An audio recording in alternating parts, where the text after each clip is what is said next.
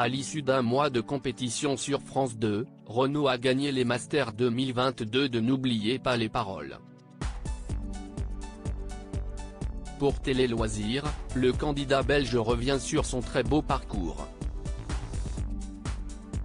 Clap de fin pour les Masters 2022 de N'oubliez pas les paroles. Ce samedi soir, Nagui présentait la dernière soirée de compétition sur France 2.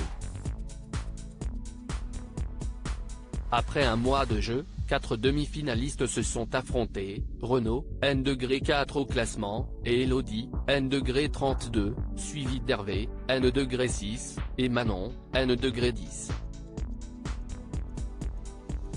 Les deux jeunes femmes ont malheureusement perdu aux portes de la finale, laissant le champ libre aux garçons qui ont chacun brillé sur un match. Au terme du duel retour, c'est le Belge du lot qui s'est imposé. Une grande première pour Renaud. L'instituteur a dressé le bilan de son aventure avec Télé Loisirs. Téléloisirs.fr, comment avez-vous appréhendé cette 4e année de participation au Master ? Renaud, j'étais beaucoup plus détendu que les fois précédentes. Mes révisions étaient moindres, ce qui fait que j'avais moins d'a priori, si je perdais. L'année dernière, je m'étais mis beaucoup trop de pression. Je révisais jusqu'à 7 heures par jour. À chaque fois, votre grande frustration est de ne pas avoir suffisamment révisé. Mais comment faire pour ne pas devenir dépendant de ces révisions justement ? Personnellement, j'ai toujours le plaisir de jouer, dans le sens où j'ai toujours écouté de la chanson française. À l'aube de mon parcours initial, je faisais souvent mes révisions lors des trajets en voiture, par exemple.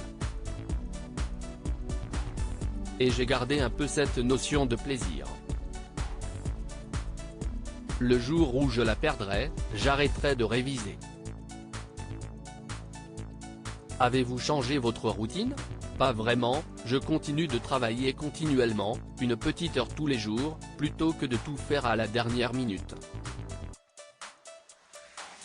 J'essaye de faire ça progressivement avec mon épouse, qui me fait réviser les mêmes chansons, thématiques récurrentes dans le jeu, notes de la rédaction. Je ne sais pas si je me suis mieux préparé ces derniers mois. Je pense que tout le travail fourni ces 2 dernières années a porté ses fruits ce soir. Quel était votre objectif en rejoignant ces masters ? Je voulais accéder aux primes et gagner un petit quelque chose, parce qu'on révise aussi pour ça. Par contre, je ne voulais pas forcément les gagner, je n'ai pas cette prétention-là. J'avais envie de me frotter au meilleur des meilleurs afin de voir si mon travail personnel allait payer.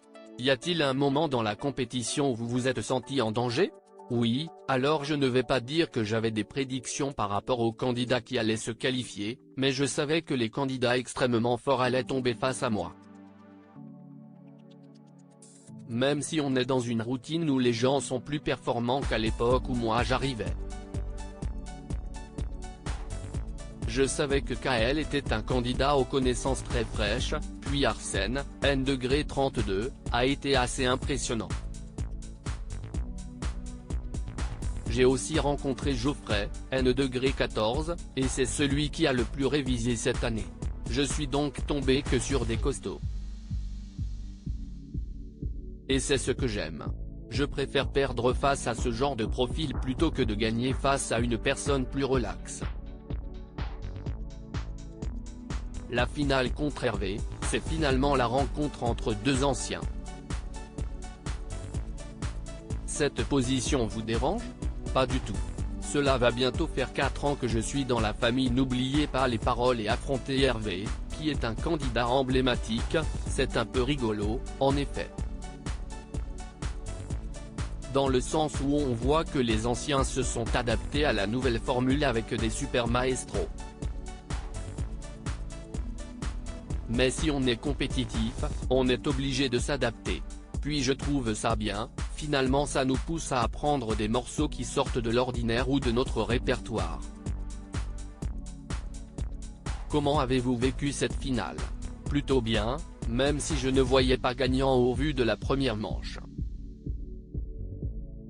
Ce qui a fait la différence c'est la deuxième même chanson, une inédite Confidence pour Confidence, de Jean Schultes, note de la rédaction, que j'avais travaillé et donc j'ai été assez loin dans les paroles. Hervé la maîtrisait beaucoup moins. Avec cette belle victoire, vous vous êtes finalement prouvé que vous pouvez dompter la pression. Oui et c'est un peu contradictoire. Quand je me mets moins de pression, je suis beaucoup plus performant. Lors de la Ligue des Maestros l'année dernière, que j'ai eu la chance de remporter face aux 4 premiers candidats du classement, j'y suis allé en étant très relâché. Je dirais que j'étais dans le même état d'esprit cette fois-ci.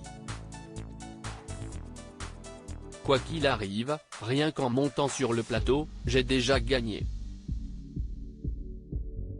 Cela m'a fait du bien aussi de revoir des amis comme Tony, N-27, Hervé, de découvrir des candidats plus récents comme Kael et Geoffrey. Quand on parle de famille, ce n'est pas truqué. Vous repartez avec une belle somme. Avez-vous des projets à réaliser avec vos 76 000 €? On compte installer des panneaux photovoltaïques pour pouvoir économiser sur l'énergie, avoir une énergie plus verte. Et puis pouvoir voyager un peu plus loin que l'Europe. À lire aussi Hervé, n'oubliez pas les paroles, le finaliste des Masters 2022 dévoile la date de sortie de son premier album.